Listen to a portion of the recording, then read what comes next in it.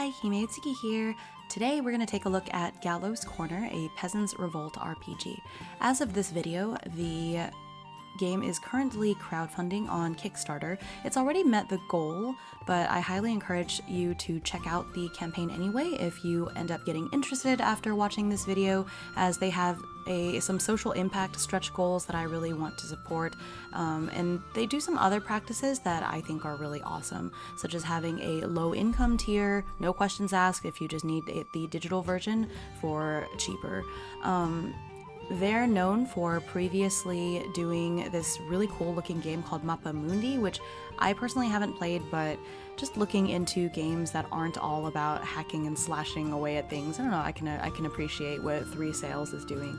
But yeah, so today I'm taking a look at this game via the Quick Start, which is free, of course, so that you could have a look at what the game is like. So a game by Bickers, Blum, and Kilpatrick.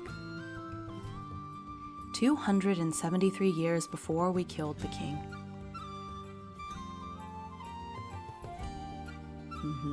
Yep.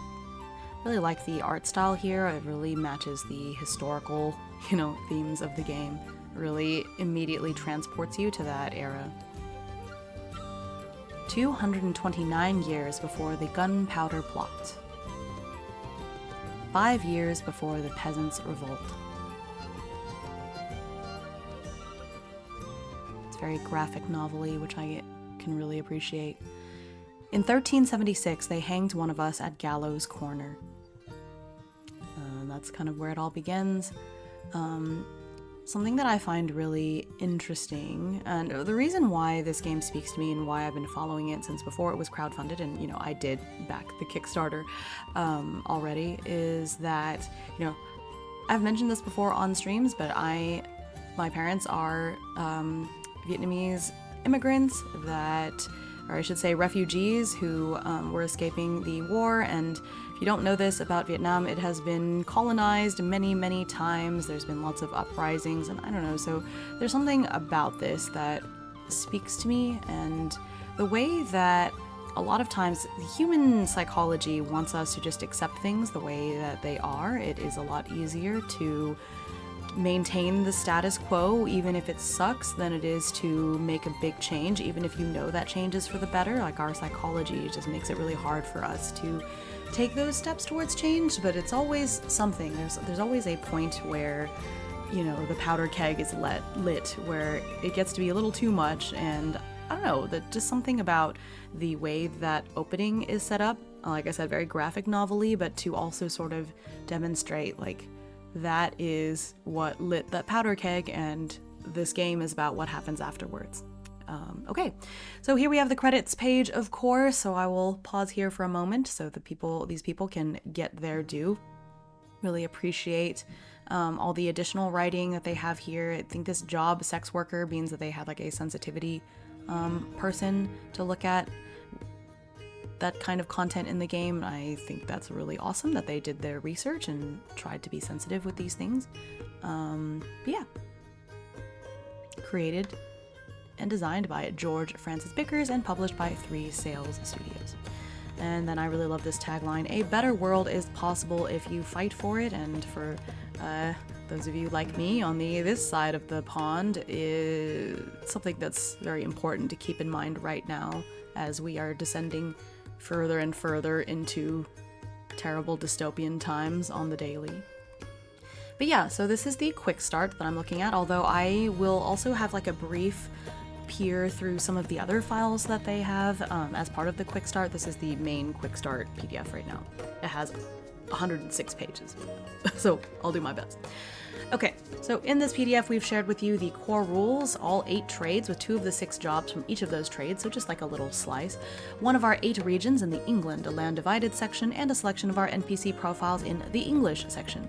Character sheet, retinue sheet, county sheet, and all are also included. I have those as well. Contained here is everything you need to start playing Gallows Corner one-shots in and around the city of London.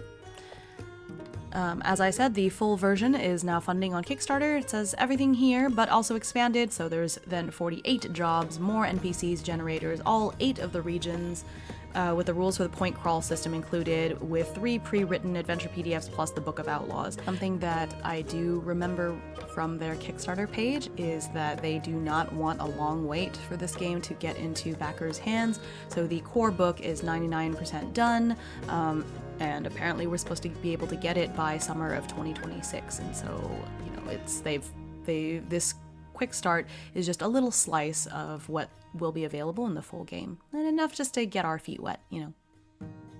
And of course I will have this link in the description below.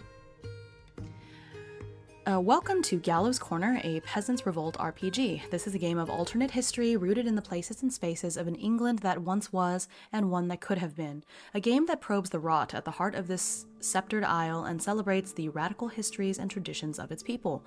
In Gallows Corner, you will play as the people living, working, struggling, and dying in a version of England that they built, but one that wasn't built for them. I think we can all relate to that.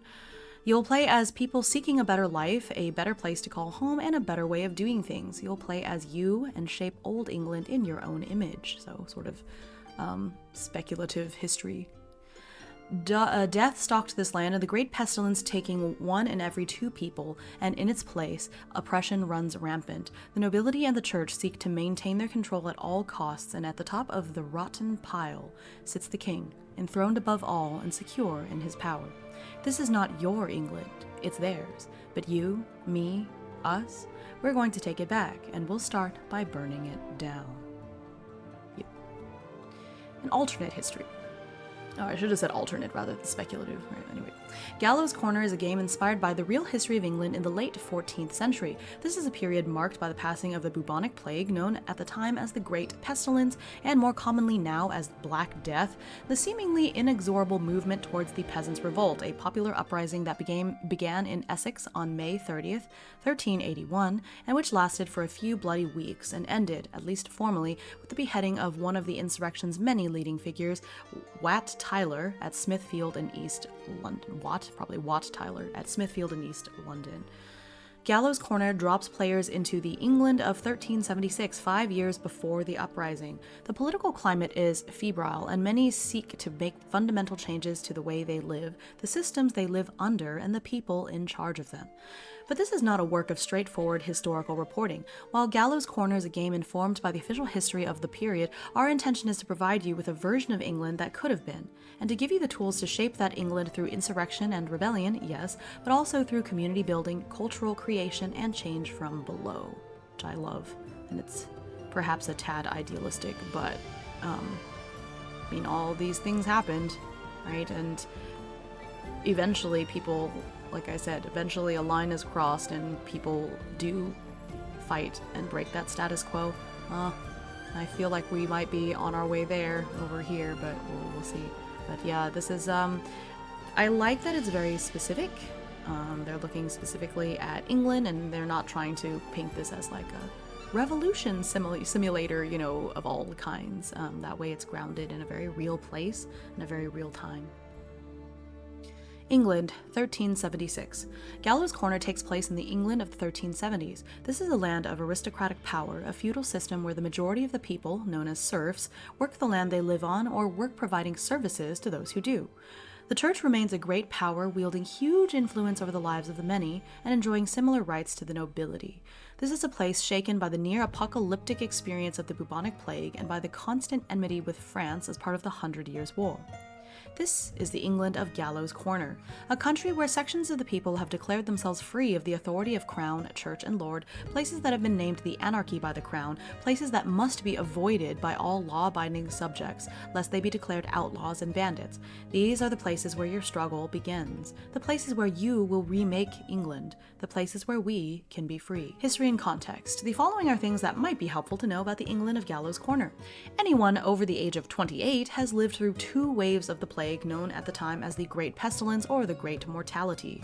The 100 Years' War with France started 39 years ago and will continue in one form or another for 77 years. The reign of Edward III is coming to an end. In September 1376, he falls ill. He will die the following summer, succeeded by the 10-year-old Richard II. The working classes know every race, every gender, every sexuality, every religion. England isn't and has never been an exclusively white place. People of color are present, as are queer people and gender non-conforming people. England is alive. England is struggling. Appreciate the way that's written, and I appreciate in the art, like, people of all colors and shapes and sizes and everything. Because they've always been there. England, 1376, on the anarchy and the dissolution of England. We are born into order, into structure, into a hierarchy. We are born at the bottom. We are born into oppression. As we grow, we are taught our place. Every part of our lives reinforces those lessons, whether it's the heralds proclaiming your lord's latest edict, the sheriff knocking on your door and demanding taxes and bribes, the soldier knocking out a tooth, or the clergy getting rich on your tithes. You are reminded that you are low and they are high, at least higher than you are. The shit rolls downhill, and there we live amongst it.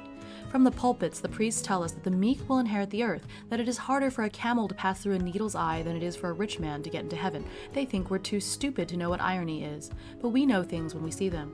Churches are strongholds, and a golden pulpit is not a sign of those going without. England is tough, it is hard, and it is broken. We mean to fix it, to burn it, to build something better in its place. We, the people born from the mud and filth of this rotten isle, are those who will inherit this earth.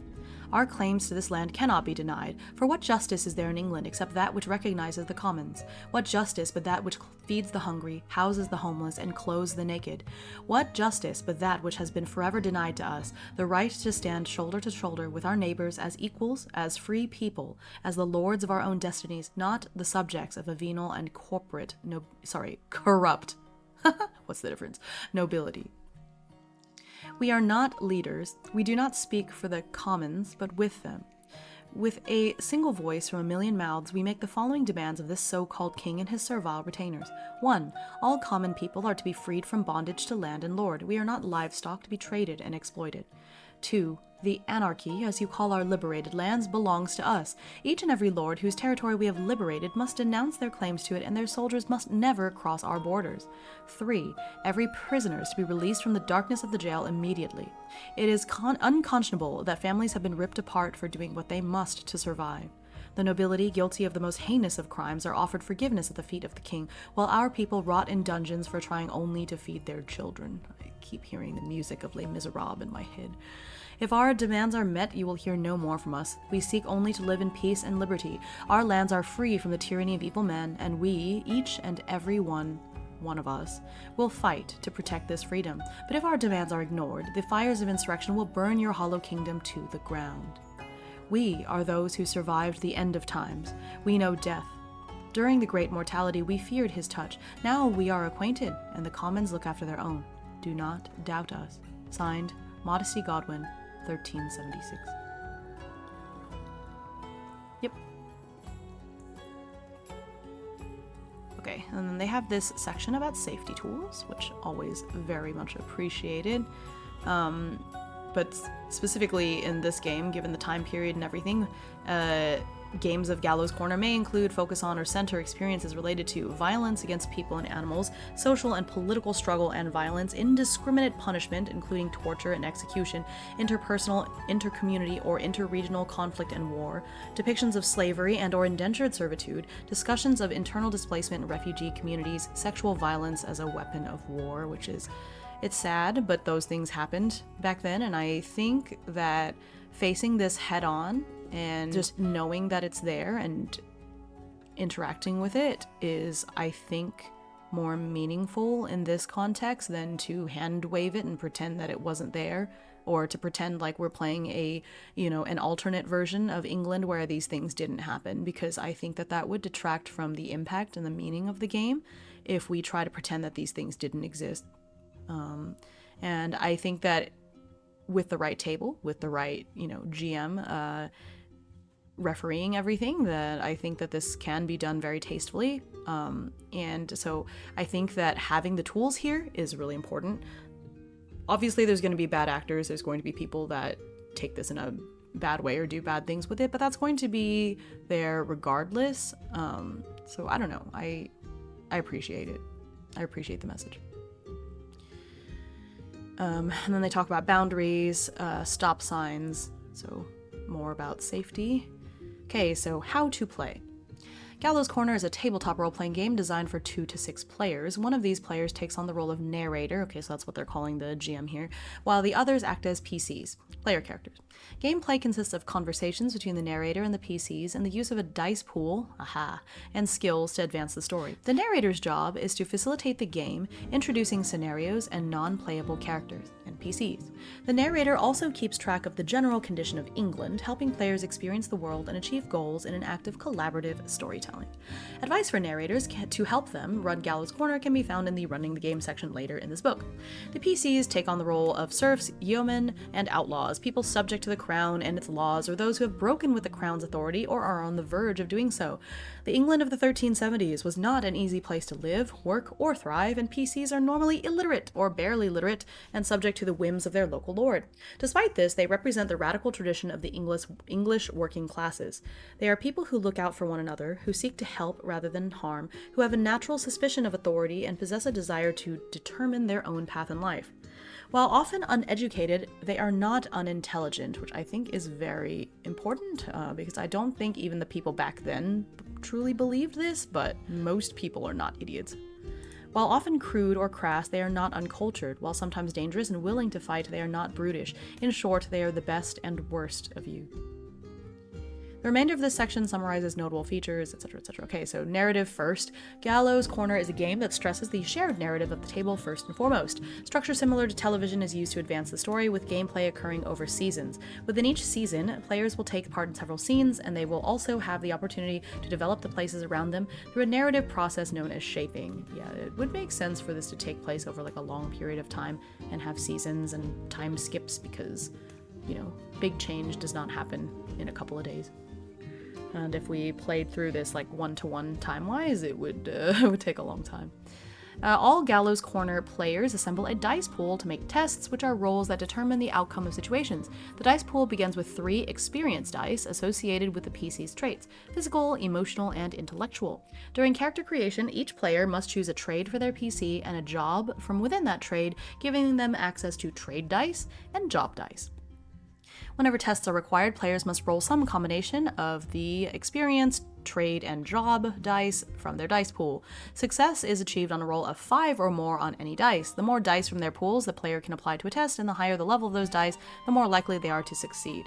PC do not level up in Gallows Corner. Instead, their dice pool expands in both size and value as they become more competent in their trade or unlock new jobs. For example, a PC who has undertaken strenuous military training might see their physical die upgraded. That's interesting. And also realistic. It's not you that's being upgraded, it's specific skills and things as a result of your experiences, right? Skills are an additional route to success that each PC has at their disposal. These narrative abilities allow a player to impact the world in a small and specific way. They are loosely defined, largely dependent on player interpretation, and rewarded for increasing competence in a job. As players develop their PCs, they may choose to unlock a skill instead of upgrading that job's dice. Okay. In Gallows Corner, combat is frequently a last resort, and the risk of death for rebels and freethinkers is high. That makes sense. We've got pitchforks, they've got other stuff. When combat is inevitable, it is resolved through opposing dice rolls. Each combatant is represented by a diamond, and their current status, standing, knocked back, down, and retreating, is marked on that diamond. Combat is resolved through direct roll-offs between combatants using their physical EXP dice with occasional modifiers. And then it says that this is a point crawl, so there's a map of England that shows key regions with a control score. During gameplay, the party will work to decrease the control score and increase their collective influence scores. Feels very board gamey. When their influence outweighs the region's control score, they may attempt a major confrontation with the local authorities known as a showdown. Influence is also a key factor that will allow the PCs to build a retinue, a collection of followers that will help them in their goals. So, polyhedral dice, D4, D6, D8, D12, so it looks like 12 is like the highest. If possible, each dice type should be in a different color. Character sheet, a rebellious spirit or a desire to change the world. I love that. Okay, and then we have the character creation. Who we are, the things we do, the people we interact with, these are the ways we change the world around us. We are not the noble, the powerful, the influential. We are not the educated, the rich, the pious, and blessed. We don't even own ourselves. We are the weak, the meek, the downtrodden, the dirty, the damned, the depressed. We are those who toil all day under the hot sun and freeze at night in smoky hovels. We are the filth washed into the gutters and the river. We are the many. Alright, so who's creating the character, avatar of yourself who you will guide through the world. Remember, death is common and living is struggle, but within that struggle is the very stuff of life itself. Embrace the struggle and know what it means to be free. Love that. So again, this doesn't have all of the different classes and jobs and such, but still, give us a good look at things. So of course, the name and description, kind of giving the backstory of your character. Assigning your dice, take 2d6, 2d8. Okay, so d4 not at the beginning. All of the same color and assign 1 to each of your traits. Physical, emotional, and intellectual. Okay. Oh, I see. So 2 of them will be lower and 1 of them will be higher. So maybe your character from the get-go was like has higher EQ than the other 2 things. That's cool.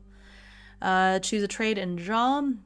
You note that down, add a d6 trade dice to your dice pool, and you begin your starting job at the apprentice level, so you get a d6 job dice as well. So your dice pool will have 5 dice at the beginning. From your job, select one of the 4 available skills to start your journey with. New skills are unlocked during your character's lifetime. Nice. Cool. A person is what they do, their lives shaped by the daily tasks that occupy them from sun up to sundown. Most work with their bodies, the toils of labor etched into flesh, muscle, and bone. Some work with their minds, others with money and goods. Most work within the bounds of the law, but there are always some who seek a living in the gray areas or outside the bounds of society entirely. But one thing is true, everyone works. I love this art so much, it's so cool and thematic. It really sets the tone. The body. For most in this world, their body is the only asset they possess, and for many, even that cannot be said to be truly owned. Physical labor is a hard life, and often a short one. For those unable to survive on their wits, physical talent must suffice. Those who can fight with a sword might enjoy some measure of wealth or prestige. Most are called in from the fields, at their lord's behest, a spear put in their hands, and then marched to a battlefield to die, which is very sad and very true, because the thing is that knights were nobility, and so most of the time they didn't send the knights first, they sent the peasants first, because it's okay for peasants to die. What is it? War never changes? War never changes. Doesn't matter what country you're from, what era of history, it's always the same. Let's see. Some fight for others' entertainment, their bodies suffering blows and beatings. Others find work on their backs, sweating for a glint of silver. Those employed in a noble house might be spared the toil of the field or their mind, but their person is placed in service of another. It's a hard life, but the choice between this and starvation is no choice at all. Okay, so we have the pugilist, brawler, boxer, wrestler. So I guess this is the class and these are the jobs. Right. So then, so kind of a brawly person. And then you get to choose between these skills at the beginning. That's neat. Kind of ties into your backstory a little bit too, because just because you're a brawler or a wrestler doesn't necessarily mean you all came from the same place. So I like that there's different reasons for why you became that, and that influences your skills. This really sets the narrative first thing. And I like that this is a system where the gameplay is part of the story and the characters, rather than just being like, oh, well, you're this, here's your skills. Like, it makes sense. It all flows together really nicely. Servant. Priests say that to serve is to be humble, that humility is the route to paradise. Yeah, of course. They would say that, wouldn't they? Blend in, code switching. Oh, I love that this is a skill. Your natural accent isn't fit for grand halls, or so you were told when you joined service, so you practiced changing your voice to match your surroundings. Now you can turn your proper accent on and off with ease. Because that is actually a very important skill. But yeah, you only get to pick one to start off with, huh? That's cool. Okay. The earth. The land provides for those willing to work with it. This is justice. The land provides too for those who say they own it. This is injustice. For thousands of years we have worked this land. Through plenty and poverty, feast and famine, our sweat and blood nourished the earth, and in its fashion the earth nourished us. But for too long others have grown wealthy and cruel, taking food from our mouths, warmth and comfort from our labor, and medicines from our ingenuity. Some of us work the farms, some curate the woods, some ply the waters, and others find and gather. This land belongs to us, and to it we all return. Until then, we work our fields and forests, stewarding them for our children, protecting the only inheritance they'll ever have. The earth speaks, and we listen. The natural order of things cannot be ignored. So, more things. We have the forester. Oh, he looks just like the one from Snow White. So, hunter, trapper, woodcutter. Nice, okay. The herbalist. Gardener, forager, well, it's like drotter. Dark earth, green shoots. You have a knack for finding the richest and most fertile of soils and for stewarding all that grows in it. I love that. This is 100% the character I would play. That's fun. I like playing support classes. Okay. Oh, what's this? The flesh. Oof. All of us are flesh, bone, and humors. Ah, the humors. The sooner you realize that, the sooner you can get on with life. Pierce a person and the blood runs out. That knowledge is good enough for a soldier, but some know better. Manage the flow and all manner of ailments can be healed. Know where to cut an animal and eat for a month. Control the flesh and you control the person. This is knowledge common to sextons and bailiffs alike. From flesh comes flesh. The old midwives' chants run. Deliver the baby and deliver the future. Knowledge of the flesh is knowledge of life and death itself, and that is knowledge worth having. Flesh and bone, blood, bile, and phlegm, these are the things that make a man. Barber, surgeon. Yep.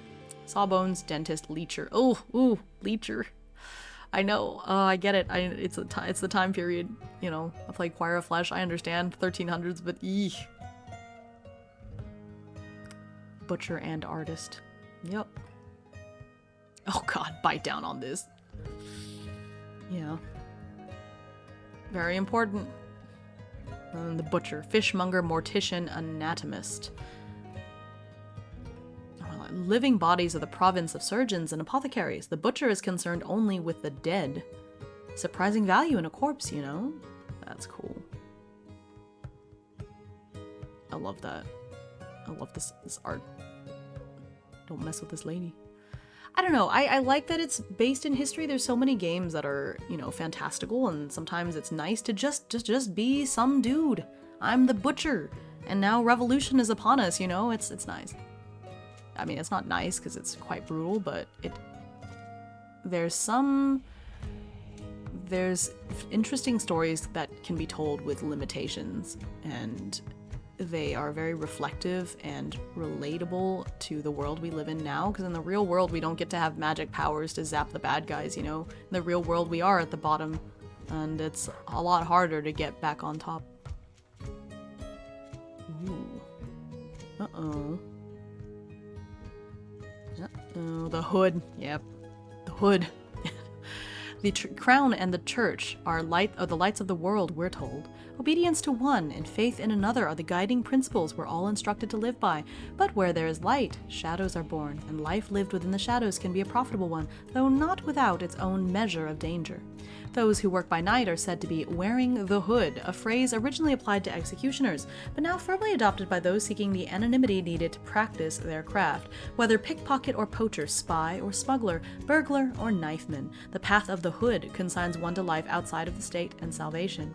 They are useful people to know, and bad people to cross. In the middle of the night, when the moon it shines bright, there's a number of jobs to be done, my brave boys. There's a number of jobs to be done. Pickpocket. Yep, the mugger, crack, highwayman. Yep. Oh, these are cool. Realistic.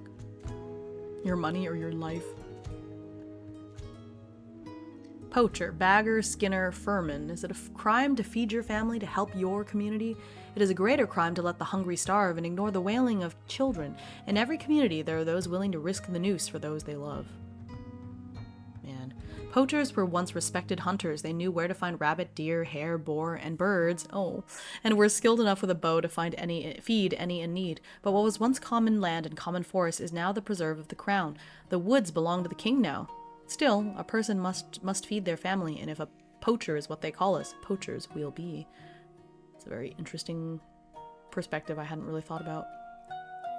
Poacher sounds so bad, but like, if you have to feed yourself to survive and the king owns the land, what are you really supposed to do? Resisting arrest. this cow is so pretty. Eyelashes. That's cool. The market. What is it that marks out the powerful and the influential? It isn't violence. Even the poorest, lowest peasant can end a life. Is it religion? The priests say the meek will inherit the earth, though there isn't much evidence of that occurring anytime soon. Is it land? Land can be taken, and a bad harvest can bring even the mightiest to their knees.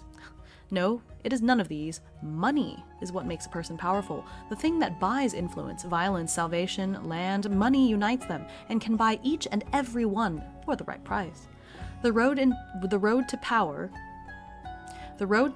lies in the acquisition of money. The exercise of power lies in using it. Those who sell, who speculate, who profit in the marketplace hold true power and influence. Anything can be bought. Anything. The sweetest sound in the world is coins clinking together. Can confirm. Scrapper, rag and bone man, junker, picker. He's the guy at the beach with the metal detector thing. That's cool. I've got something here. Opportunity knocks, pearls before swine. That's cool. Smith, blacksmith, farrier, seamstress. A local smith is a person of incredible value, respected by lords and the clergy. Who else will sharpen their swords or smelt their silver? And depended on by the commons, knowledge of forges and bellows is a closely guarded secret. Yeah, that's why you have to be an apprentice. The flaw in the armor. You have an eye for seeing the fatal flaw in things and the skill to exploit it. Yep. I like that these things are like important for roleplay, but also for the, the gameplay, the fight. Ooh. Oh. Ooh, gamblers. The mask. The grind of the hurdy-gurdy. The sweet notes of a song. The falls and tumbles of acrobats. The roar, shock, and laughter of the crowd. The whole world is a stage. If only everyone knew it was all more than just a game.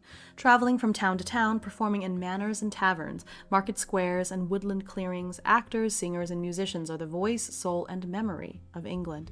The history of this place runs deeper than many know, and those who dedicate their lives to art are the custodians of those stories. Some are famous, bringing their revels before kings, queens, and nobles. In return, they are showered in gold, their whimsies elevated to the status of great art. Most, however, scratch a living among the commons. No matter the drudgery of life, a well-timed joke, a carefully played tune, or a song sung from the depths of the heart can make all pain melt away, if only for a moment. To struggle is human, to play divine, and we could all use a bit of that every now and then. Mummer, mimic, parodist, impressionist. They do voices and stuff. Musician. Fiddler, grinder, piper. Yep. Highest regard. Yeah, that's true. From time immemorial. The mind. The greatest minds of each generation have, on balance of probabilities, lived, worked, and died in the fields. The educated are, almost by definition, rich and powerful, but this is not wealth and power they have earned. No, it is an advantage they are born to. In the halls of the academy, great thinkers write about injustice as if it is nothing but theory. We, toiling in the fields, know more of injustice than they will ever know. Though access to education is the preserve of the few, the commons are not a stupid people. Deep thinkers are just as likely found in a village tavern as they are in the court of the king. Brilliant inventors solve the problems that plagued their working ancestors for generations. Knowledge is the right of all, even if education isn't. Knowledge and wisdom are bedfellows, and a bright mind illuminates even the poorest of places. Scholar, mathematician, hey, my people, linguist, collector. This guy is like, I've pulled so many all-nighters trying to finish this thesis. Ugh. A head for numbers.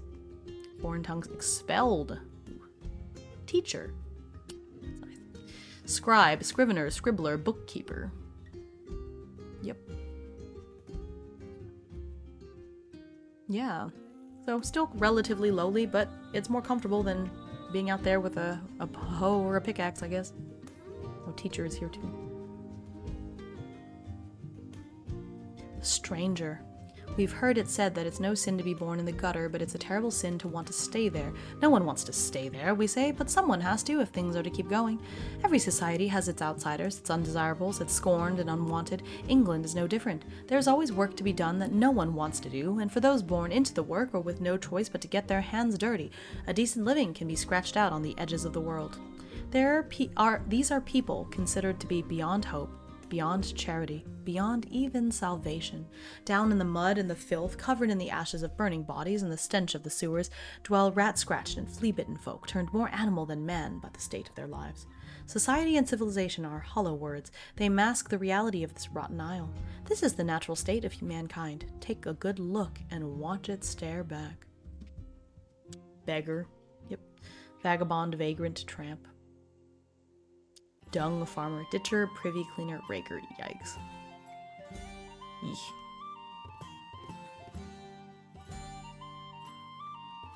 And here we have the core rules.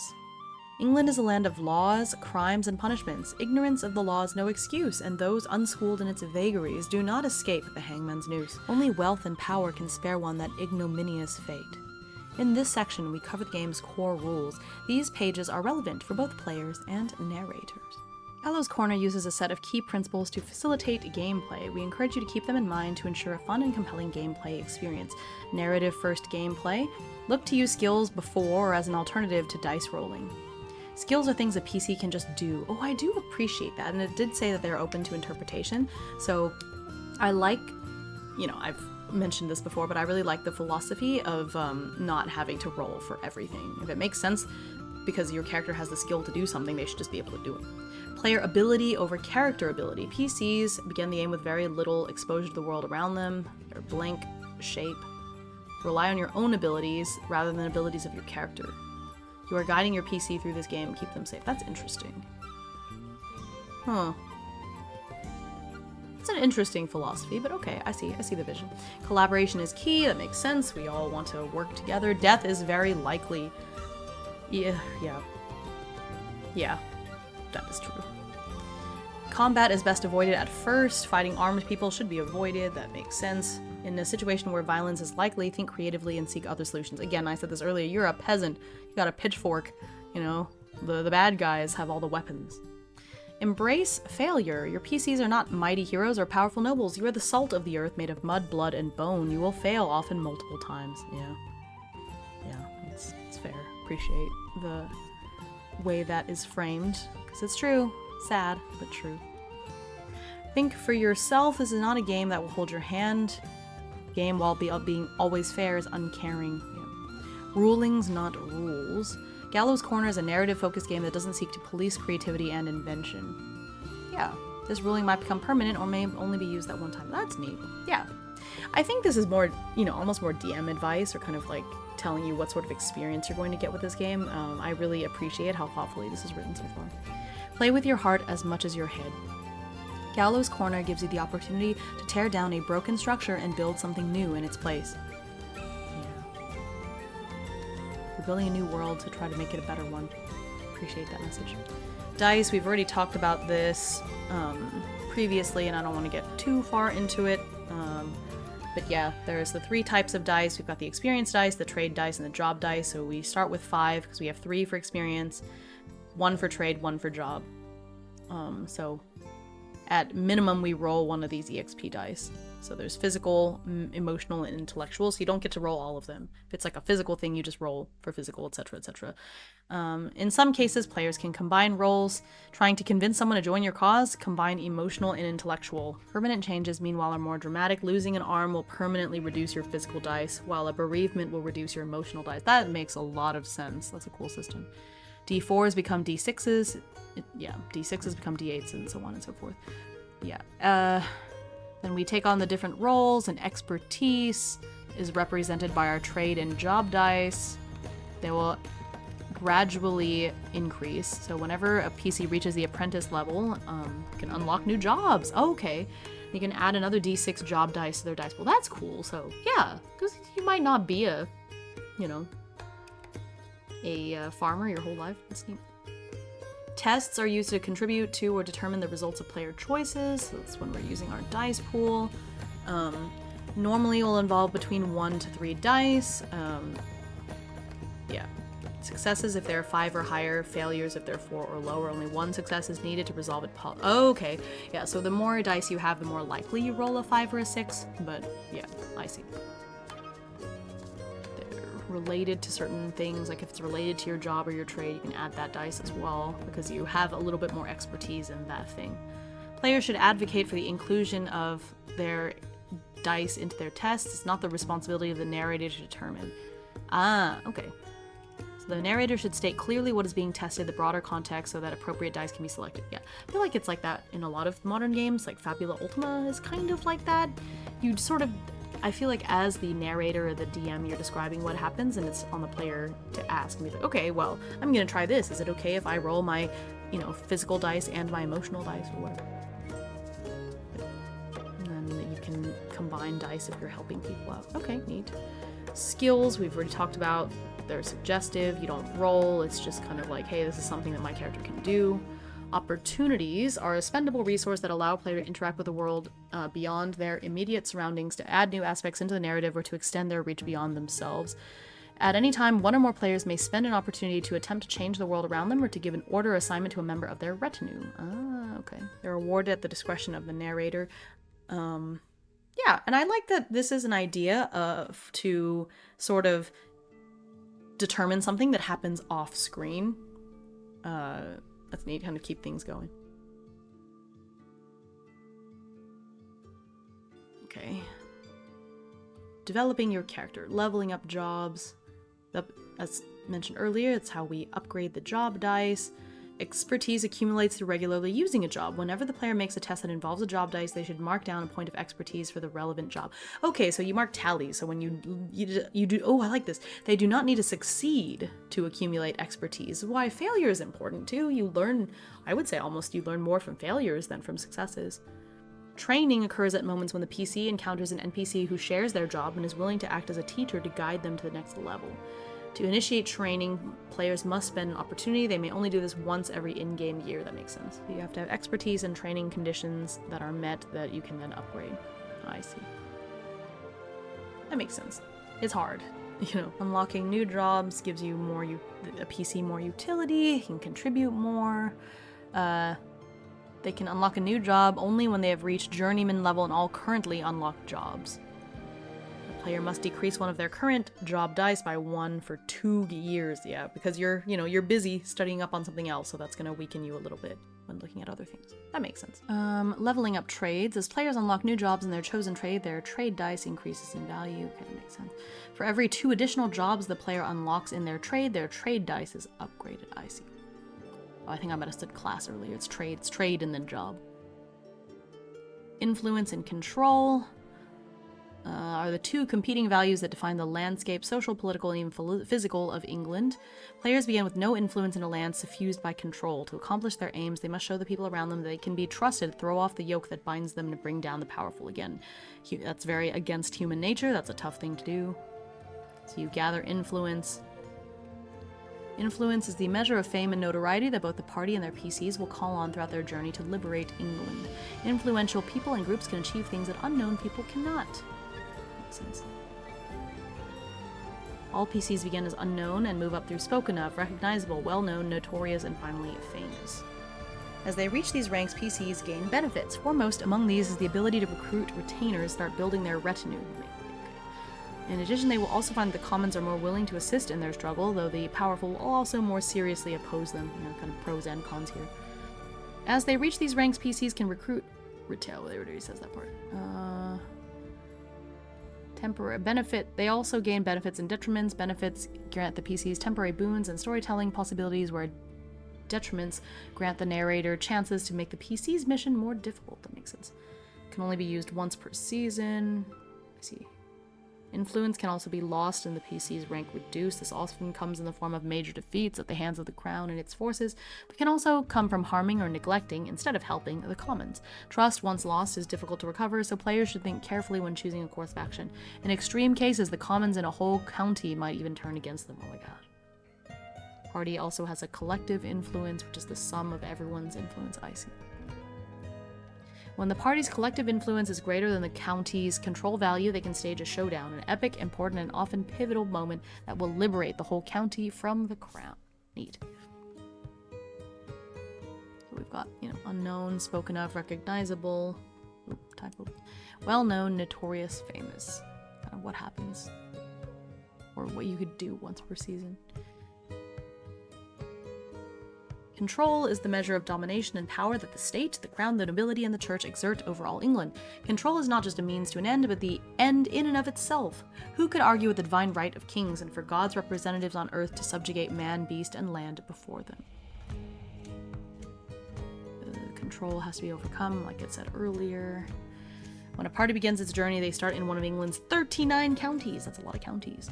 Before their journey begins, the narrator will have determined the county's control value by taking the number of hundreds, boroughs, and liberties in the county and adding that number to the randomly determined control trait of the person in charge of the county.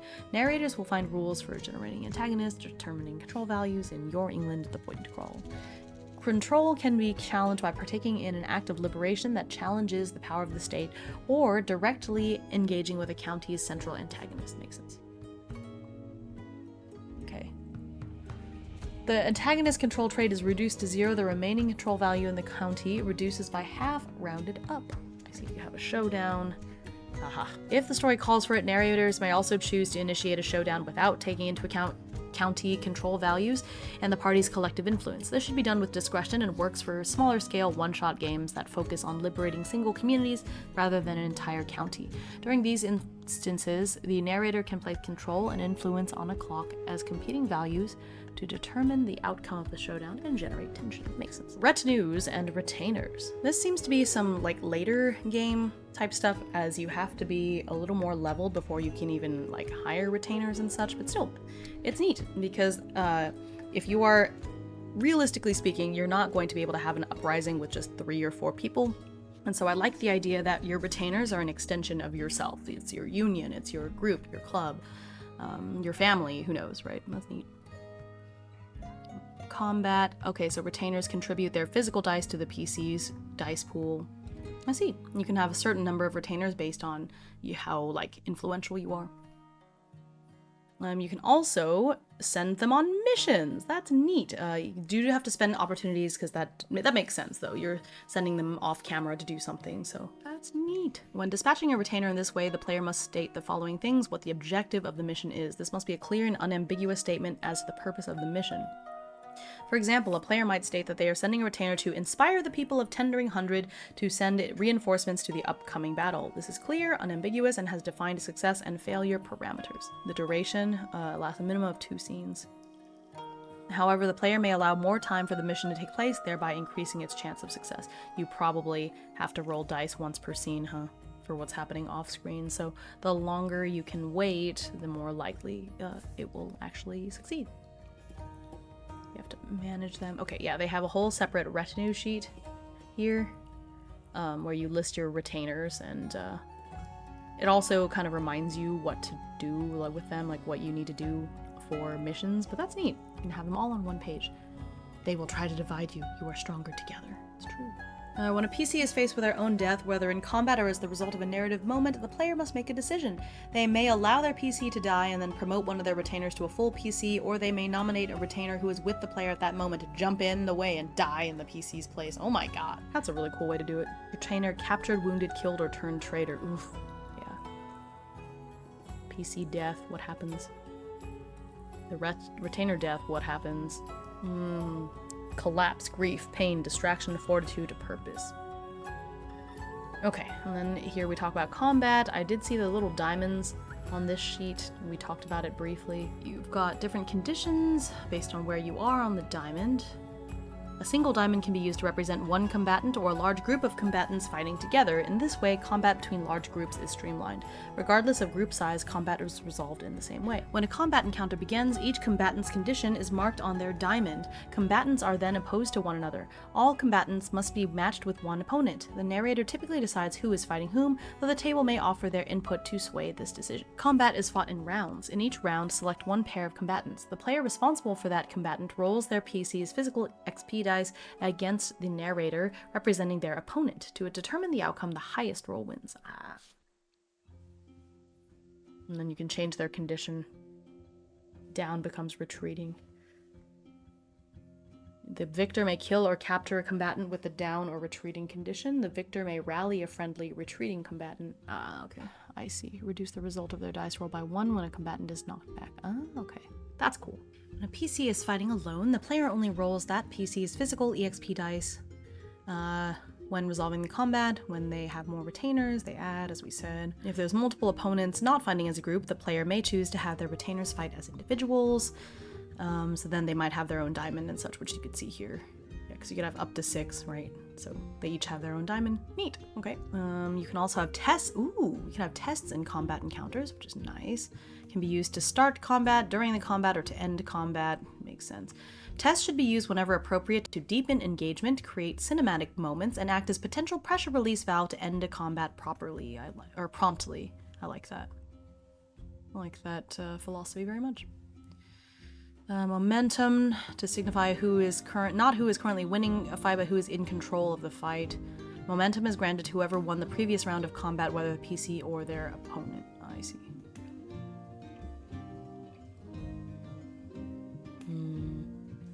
PCs have it unless they've been ambushed. Okay. So it's like initiative, but a bit more fluid. Makes sense. PC has momentum, the player describes what combat looks like in that moment. If the opponent has momentum, the narrator describes. I see. Okay. Neat. More cool. England, a land divided. England is real. England is imagined. There is one England. There are many Englands. There is their England, a strong, proud, wealthy place, a fertile land of rolling hills, deep forests, strong rivers, and noble men, a place chosen by God to enrich the souls and fatten the purses of those picked to rule. Then there is your England, a land ravaged by plague, a neck held down in the mud by a leather boot, a country split into regions that have little but language in common, a place abandoned by God. For just what creator would allow this state of affairs to continue? So they're the 8 regions of England, settings and backdrops of the events of Gallows Corner. Okay, I see. So there's kind of more stuff for the narrator. And again, this book only has a little piece, mostly around London, so I'm not gonna read all of this flavored text, but it's cool. The different things, deeds and misdeeds. Okay, so I see that for each extra region within, they've got like some, you could do something with this. This could be a story hook or something.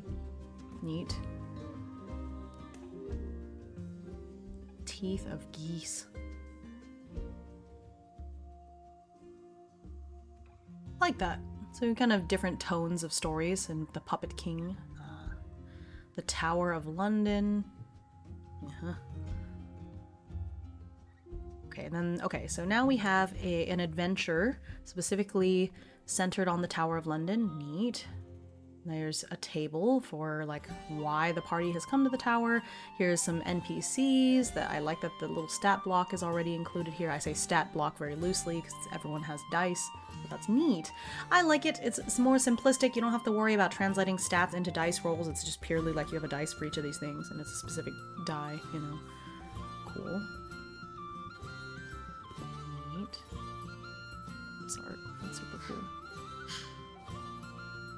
The English. England is not one place, the English are not one people.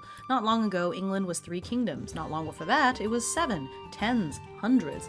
The idea of one England and one English is a falsity, a recent one, and not one that holds much weight. England is coming apart at the seams, and it's the English who are pulling on the threads. In this section, we break the English down into their component parts, the commons, the clergy, the nobility, and the military. Okay. So, again, used for making NPCs and more like world building from the narrator's point of view. Although I bet you that some of these are other trades that we can get later, like the artisans, I can imagine. Oh, I like that there's all of these little tables. I can already see that this game would be pretty friendly to run solo, especially since you get to have a retinue. I feel like it'd be pretty easy to play the game as a single player and just decrease the limits for the retinue so that you have one to start with. Some pre-made NPCs. Criminals. Yep. I like a game with random tables. I like that they're becoming more and more widespread, even if the game isn't necessarily built as a solo TTRPG. Okay, about farmers. These names are so fun. John Kent, tenant farmer. John Tent looks really tired of your BS. Oh my gosh, John Kent is a man tired of his lot in life. I described that by looking at his picture without even reading the text. That's so funny. He doesn't believe in destiny in a supernatural sense, but class destiny, he is living proof that you are what your ancestors did. Nice. Performers. Una Mersch, Amphiles Ulrich. These are cool names. Wants to seduce beautiful people, don't we all? Alfred Lambert. Lords and ladies.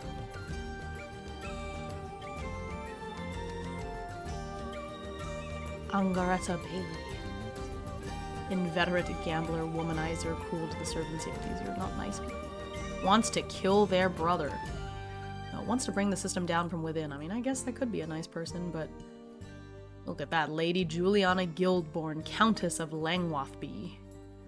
She looks like the Red Widow. Oh. Killed her husbands, I see. Very nice, very cool. Knights. Yeah, see what I mean, sir? Your honor, captain. Their nobility. So that's what I mean, is that the knights, the way that you see it in the stories, didn't quite exist that way. That's why they sent off all the peasants first. Sad. Lets things fall into disrepair. Takes credit for others' achievements. What nice dudes. Adam Frost, Outlaw Knight. Yeesh. He is a formidable ally and staunch defender of the downtrodden. Okay, I do appreciate that. Oh, he's got a dog! Can't be a bad guy if he's got a nice dog. Sheriff. Yeesh. Yeah. Seems like a nice guy, actually. Man with a mind bent towards the improvement of the commons. Yeah. I like that there's these little stories. Again, more story hooks to use with these NPCs, which is neat. Soldiers. Scene suggestions. If England is to breathe free, if a better world is going to be born, the commons must act. We must grow and play and fight and organize and struggle and grieve and build. Here we provide narrators with a selection of verbs and linked scene suggestions. These are intended as useful tools, scenes that can be run quickly when your table wants a specific experience, or as inspiration for writing your own scenes. Okay, neat. More tables? Yeah. That's cool. That's really neat. Just more hooks. I like things that can offload some of the work that the narrator has to do, or at least give the narrator some ideas. And that's the end. The year is 1376. Half of England's people are dead from plague. You are a peasant among those who remain, and you aren't happy. Gallows Corner, a Peasants Revolt RPG, is a tabletop role-playing game for 2 or more players. Guided by a narrator, players take on the role of peasants and the working classes struggling for the soul of post-plague England.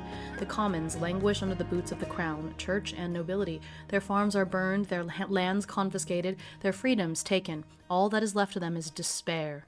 Despair and insurrection. Throw off the shackles of oppression, gather your allies, and take up your pitchfork. You are going to change England, even if it kills you. The only thing you have left to lose is your chains. And that's the end. Okay, man, the quick start really does give you a lot of stuff that you could start playing right away. Make a little one-shot, you know, not quite enough for a campaign just yet, but definitely can get your feet wet. So I showed the retinue sheet earlier, because it, you know, came up a couple times. Here's a county sheet for you to be able to track your, you know, the control versus your influence, which is really neat, and it is a point crawl, as said. And then the character sheet looks like this. Pretty easy to understand. I do like that all of these sheets also have some little cheat sheet type stuff that you can have as the player, just to remind yourself, like, oh, this is what you do with tests. When you level up a job, this is what happens. Like, this is what happens during combat. Like, the most important rules just distilled down, put here so that you always have it. And then they also include a Spark Takes Hold, Tales of Old England 1, which is a pre-written adventure. I don't want to get too into it because I may play it, but I did want to show that, you know, they have this included. So it's the first pre-written adventure for Gallows Corner. It's intended as an introduction to the game for both players and narrators. As such, it is more heavily scripted than other adventures and introduces tables to the game's core features and mechanics in a simple way. Our story begins with the players arriving at a fair celebrating Midsummer's Eve in the town of Witham in Essex. Fun, games, and tests of skill, strength, and wits are all on offer. However, not all is as it seems. Hidden in the crowd is an outlaw, Blackwater Maggie, a notorious freedom fighter in the quarry of Captain Gilbert Owers and his militia. When the fair is attacked, Maggie enlists the players to help her escape, resulting in their capture, escape, and travel to O.C. Island off the Essex coast. Ultimately, Maggie enlists the players to help her and her crew, the Blackwater Outlaws, liberate the market town of Malden. The player link up with Maggie's contacts and act as the spark that lights the fire of revolution. The player link up with Maggie's contacts and act as the spark that lights the fire of revolution in the heart of Essex. Across the first act, narrators will introduce players to tests and the general tone and style of role-playing in Gallows Corner, while the second act works as a localized point crawl. Finally, the players will experience a showdown as they liberate Malden. This adventure will likely last 2 gameplay sessions. Warnings for state violence, law enforcement, hunger and poverty, homelessness, violent uprising. Makes sense. Okay, they did say that it's a little bit more scripted, but it's a good beginner adventure, it looks like, in general. And I just, like I said, there's so many fantasy, sci-fi, larger-than-life games, but there's something just very normal about this, which is, I know this sounds very obvious, because this is like a historical type of game, so it's not like we have laser guns and elves or anything like that, but I just, you know, even this adventure just feels like something that just happens. Something that may have happened even back then, you know, so it's grounded in reality. This whole game is very grounded in reality in a way that I think I really appreciate, and that isn't done very much nowadays. And while escapism is nice, you know, playing a fantasy character, getting to hack and slash and be a hero is nice, there's something very grounded in this experience of like the opposite of having to struggle because life sucks and you got the worst hand dealt to you, you know, that I think it's certainly not for everyone. But I think this is something that I would really like to explore more myself, and so if I get to play it sometime in the very near future. I'm really glad that the Kickstarter has been going well, and very interested to see what else they have for it, because I know there's other books. I know that if this does well, they, you know, naturally creators want to create more stuff for their babies, right? Their baby projects, and so I would love to see this go well and us get even more expansions and adventures and things over time somehow. And I really like the idea of it. The rules and everything, as I've seen, make a lot of sense. Feels pretty easy to pick up, and it's been designed and in a very thoughtful way, I feel like, considering the subject matter and everything. So really excited to see how this shapes up, and I hope that this look gave you something to think about. Okay, I will see you in the next video. I've got all of the relevant information about Gallows Corner down below, so I hope you check it out, and I will see you next time.